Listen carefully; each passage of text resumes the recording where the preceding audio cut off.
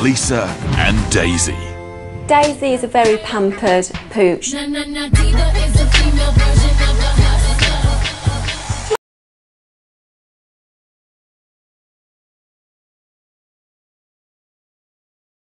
having your hair done.